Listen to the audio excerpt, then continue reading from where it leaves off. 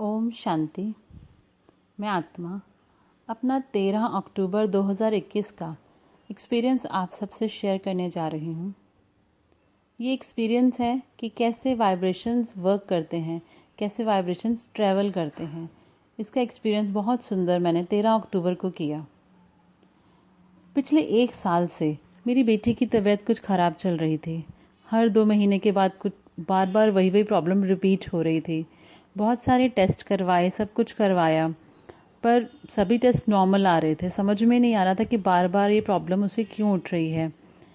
तो डॉक्टर ने कहीं ना कहीं डाउट किया कि हाँ, कहीं एंग्जाइटी या स्ट्रेस की वजह से ये प्रॉब्लम इसको रिपीटेडली हो रही है, तो इसके लिए शायद इसको और टेस्ट करवाने की ज़रूरत है। तो हमने डिसाइड किया कि हम दिल्ली गंगाराम जाते हैं और इसका सारे फुल बॉडी चेकअप्स कराते हैं, सारे टेस्ट करवाते हैं। तो उसके लिए हम लोग दिल्ली गंगाराम में गए और वहाँ पे सारे टेस्ट डॉक्टर ने लिख दिए कि इस तरह से सारे टेस्ट होंगे। टेस्ट स्टार्ट हुए, ब्लड टेस्ट ये वो सब होने लग गया। और उसके बाद टेस्ट की बारी आई एमआरआई ब्रेन की, जो कि डॉक्टर को डाउट था कि स्ट्रेस एंग्जाइटी की वजह से भी हो रहा है। तो एमआरआई ब्रेन का टेस्ट भी डॉक्टर ने बोला था करवाने के लिए। तो रात का समय था जिसके लिए जब हमें एमआरआई ब्रेन के लिए बुलाया गया गंगाराम में। तो जब वो टेस्ट होना था तो जैसे पेशेंट को लेके जाते हैं रूम में, तो मैं साथ में ही थी उसके उस रूम में जहाँ पे एमआरआई होती है। आप लोगों ने अगर कभी एमआरआई करवाया हो तो आपको मालूम होगा, वो एक रूम में बहुत बड़ी सी मशीन होती है जिसके अंदर पेशेंट को डाला जाता है। वह बहुत बड़े रूम में एक मशीन ही होती है और वो एमआरआई करने वाला व्यक्ति भी उसमें रुकता नहीं है, वो भी बाहर होता है, बस सिर्फ पेशेंट को डाला जाता है। तो मैं मदर थी इसलिए मैं उसके साथ वहाँ पर रुकी। तो मेरी बेटी को उन्होंने एमआरआई मशीन में डाल दिया, जो देख के ही मुझे तो बहुत उसे घबराहट होती है, क्योंकि वो बहुत बड़ी सी मशीन है। उसे देख के ही मुझे बहुत घबराहट सी होती है।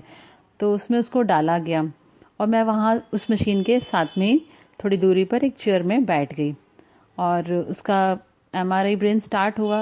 और एमआरआई ब्रेन लगभग 15 मिनट चलता है, जिसमें डिफरेंट साउंड्स बहुत सारे लगातार आते हैं, बहुत अजीब से होते हैं और बहुत लाउड होते हैं। मैं वहाँ बैठे बैठे थोड़ा सा पहले घबरा रही थी, बट फिर वही था कि मेरे पास 2 ऑप्शन थे।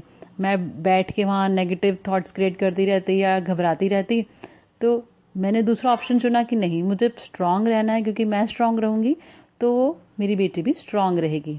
ठीक है, तो इसलिए मैंने वहाँ पर कॉन्टिन्यूस बैठ के पूरे 15 मिनट पॉजिटिव थॉट्स क्रिएट किए, उसको पॉजिटिव एनर्जी दी कि ये आत्मा बहुत स्ट्रांग है, ये आत्मा तो बहुत ज़्यादा स्ट्रांग है, वॉरियर है, सारी बैटल्स को फाइट करने वाली है, बहुत स्ट्रांग है, दूसरों को हिम्मत दिलाने वाली है, ये तो बहुत स्ट्रांग आत्मा है, ये तो हर एक को हिम्मत भरने वाली आत्मा है, ये बहुत स्ट्रांग आत्मा है।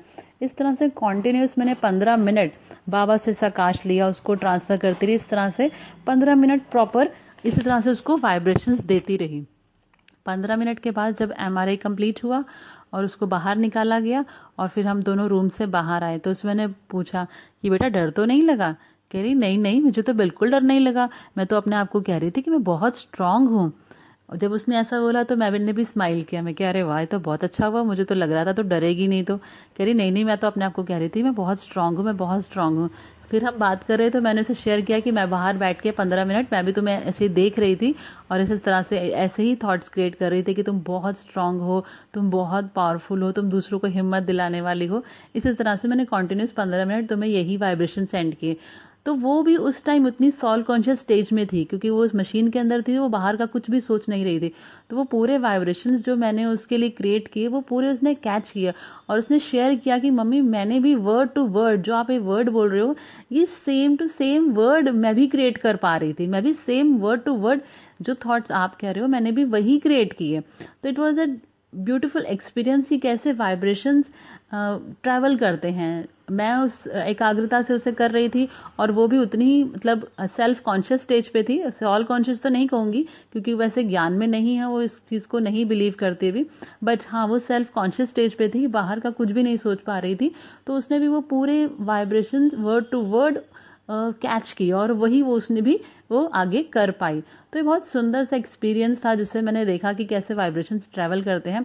एंड थैंक्स टू बाबा कि सारा एमआरआई का रिपोर्ट, सारे रिपोर्ट्स उसके नॉर्मल रहे हैं एंड आगे के लिए भी उसकी हेल्थ अब इम्प्रूव हो गई है। थैंक यू बाबा। ओम शांति।